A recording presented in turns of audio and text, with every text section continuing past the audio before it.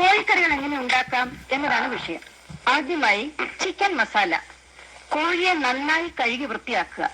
ആവശ്യത്തിനുള്ള മുളക്, മല്ലി, കുരുമുളക്, കറിമസാല, ഇഞ്ചി, ഉരുളക്കിഴങ്ങ്, തക്കാളി, പച്ചമുളക് ഇവ റെഡിയാക്കി അടുത്ത് വെക്കുക.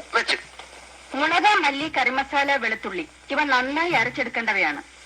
ഉപ്പിനെ കുറിച്ച് ഞാനിവിടെ പറയുന്നില്ല, പക്ഷെ അത് ഇടേണ്ടപ്പോൾ കറിയിലിടാൻ മറക്കരുത്. ഇനി കോഴിയെ കയ്യിലെടുക്കുക.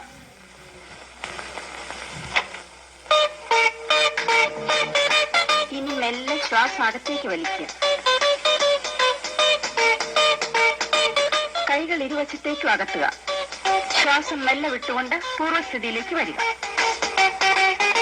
എന്നിട്ട് കാലുകൾ ഇരുവശത്തേക്കും അകത്തുക. കഴുത്ത് മുകളിലേക്കും വീണ്ടും താഴേക്കും കൊണ്ടുവരിക.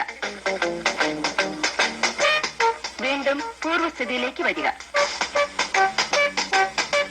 കാലുകൾ രണ്ടും തറയിൽ ഉറപ്പിച്ച് നിവർന്നു നിൽക്കുക. കൈകൾ മുന്നിലേക്കും പിന്നിലേക്കും കറക്കുക. അതുപോലെ തലയും കഴുത്ത് ലൂസാക്കി കറക്കുക.